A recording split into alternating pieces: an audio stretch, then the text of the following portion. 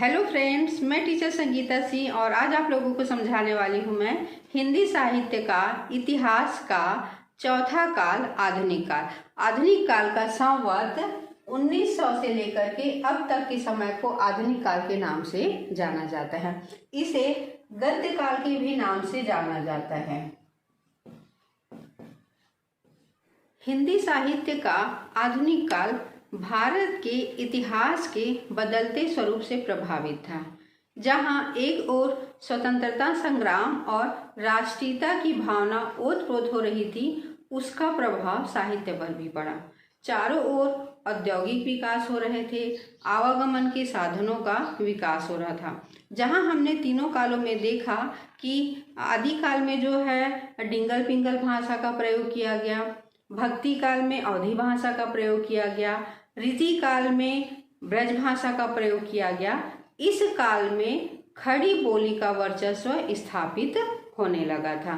पहले के कवियों ने जहाँ एक निश्चित दृष्टिकोण में सीमित होकर के रचनाएं लिखी, अब तक के तीनों कालों में जहाँ पद्य का विकास हुआ था, इस काल में गद्य और पद्य दोनों का विकास हुआ। जहाँ पुराने काल के कवियों का दृष्टिकोण एक सीमित क्षेत्र में बंधा रहता था, लेकिन आधुनिक काल के कवियों का ध्यान व्यवहारिक चित्रण की ओर ज्यादा।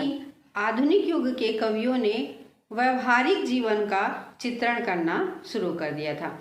आधुनिक काल की प्रवृत्तियों के आधार पर इसे 6 भागों में बांटा जा सकता है, जिसमें सबसे पहले भारत तेंदु युग।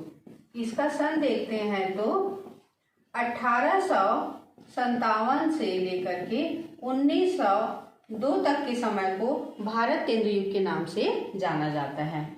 दूसरा द्विवेदी युग, इसका सन 1902 से लेकर 1916 तक के समय को द्विवेदी युग के नाम से जाना जाता है। तीसरा युग छायावादी युग। छायावादी युग का सन 1916 से लेकर के 1936 तक के समय को छायावादी युग के नाम से जाना जाता है। चौथा युग प्रगतिवादी युग। इस युग का सन 1936 से लेकर के 1943 तक के समय को प्रगतिवादी युग के नाम से जाना जाता है। पांचवा प्रयोगवादी युग। प्रयोगवादी युग का सन 1943 से लेकर के 1990 तक के समय को प्रयोगवादी के नाम से जाना जाता है। और छठवा है नई कविता, जिसका सन 1990 से लेकर के अब तक के समय को नई कविता के नाम से जाना जाता है। आधुनिक काल का पहला युग भारत तेंदु युग को माना जाता है, जिसका सन 1857 से लेकर के 1902 तक के समय को भारत तेंदु युग के नाम से जाना जाता है। भारत तेंदु युग को आधुनिक हिंदी साहित्य का प्रवेश द्वार माना जाता है। इस समय के कवियों में नवीन के प्रति प्रेम था और प्राचीन के प्रति आग्रह था। यह नवजागरण युग था, जिसमें भारत तेंदु युग में नई सामाजिक चेतना उभर करके आई। भारत तेंदु युग में देशभक्ति और राजभक्ति का तत्कालीन राजनीति की अभिन्न अंग थी। यह बात इस समय के कवियों में देखी जा सकती है। चलिए अब देख लेते हैं भारत तेंदु युग की प्रमुख विशेषताओं को, जिसमें भारत तेंदु युग की सबसे पहली विशेषता थी राष्ट्रीयता की भावना।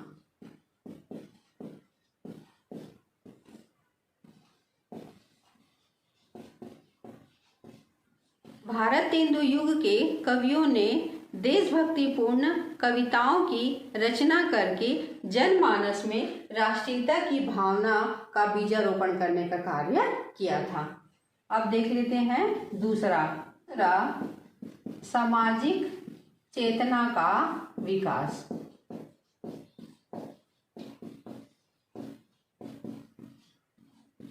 भारतेंदु युग के कवियों ने अंधविश्वास, रूढ़िवादिताओं को दूर करने युक्त कविताएं लिख करके समाज में सामाजिक चेतना का विकास करने का कार्य किया।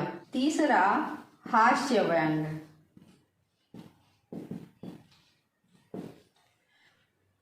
भारतेंदु युग के कवियों ने हास्य शैली का प्रयोग कर विदेशी शासन के प्रति अंधविश्वासों और रूढ़िवादिताओं के प्रति करारा प्रहार किया था।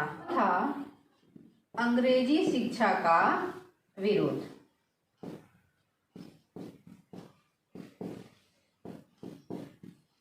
भारतेंदु युग के कवियों ने अंग्रेजी भाषा और अंग्रेजी शिक्षा के प्रचार प्रसार पर कविताएं लिख करके उनका विरोध किया था। पांचवा विभिन्न काव्य रूपों का प्रयोग। भारतेंदु युग में विभिन्न काव्य रूपों का प्रयोग किया गया, जिनमें मुक्तक, छंद, प्रबंध काव्य आदि जैसे प्रमुख काव्यों का प्रयोग भारतेंदु युग में किया गया था। चलिए अब देख लेते हैं इनके प्रमुख कवि और उनकी रचनाओं के नाम को। भारतेंदु युग के प्रमुख कवि और उनकी रचनाओं के नाम।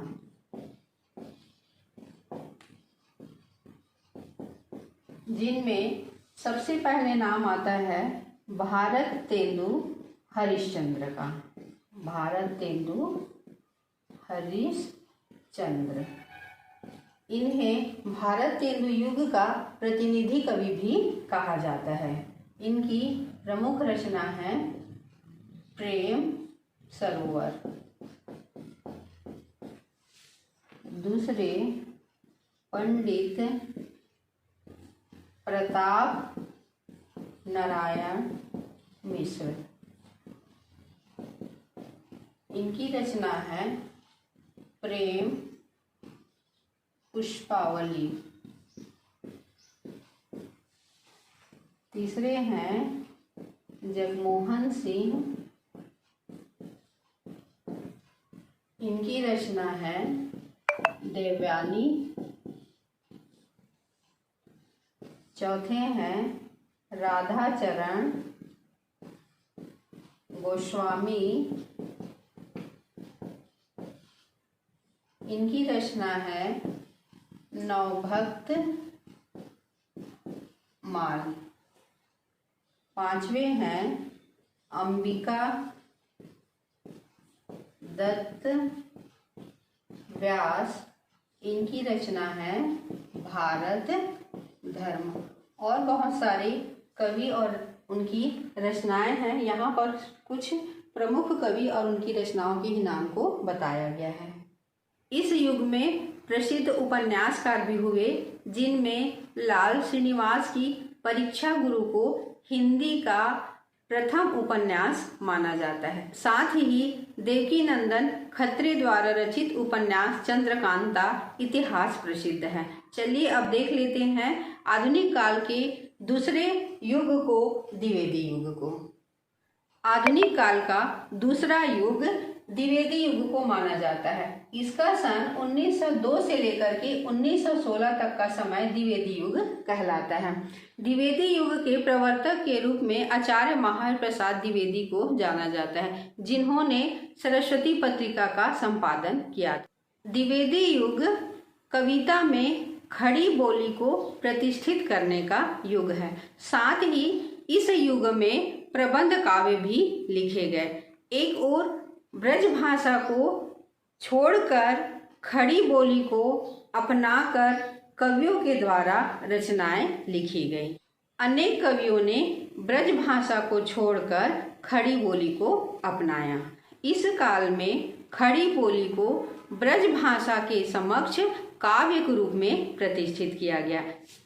अब देख लेते हैं द्विवेदी युग की विशेषताओं को, जिसमें सबसे पहली विशेषता है देशभक्ति।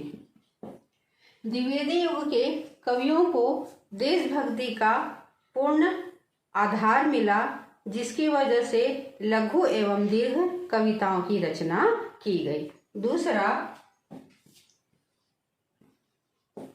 अंधविश्वास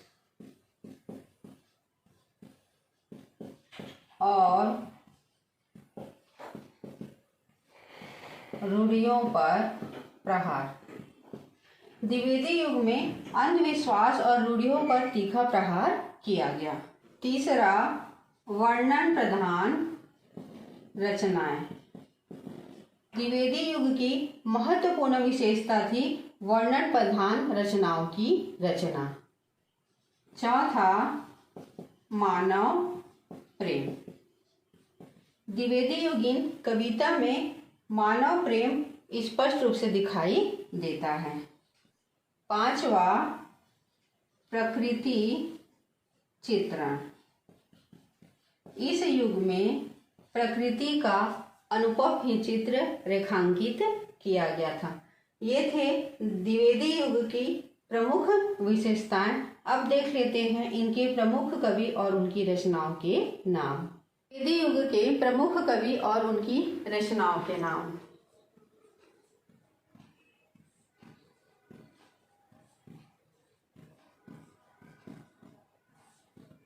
द्विवेदी युग के सबसे प्रसिद्ध कवि हैं मैथिली शरण गुप्त।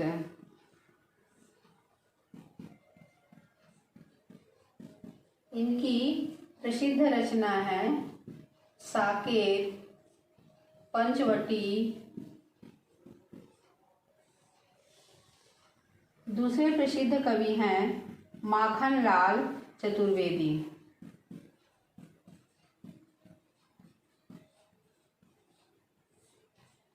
इनकी प्रसिद्ध रचना है युगचरण, समर्पण। तीसरे हैं आचार्य महावीर प्रसाद द्विवेदी।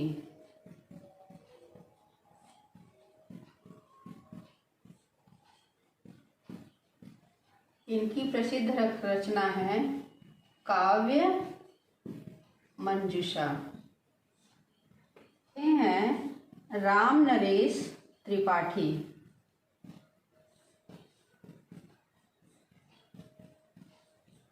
इनकी रचना है स्वप्न पथिक मिला।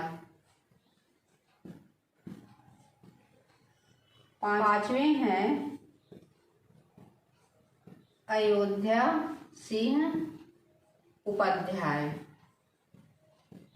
इनकी प्रसिद्ध रचना है प्रिय प्रवास। द्विवेदी युग के प्रमुख कवि और उनकी रचनाएं। साथ ही हिंदी कहानी का वास्तविक विकास द्विवेदी युग में ही शुरू हो गया था कि किशोरी लाल गोस्वामी की कहानी इंदुमती को कुछ विद्वान प्रथम कहानी मानते हैं।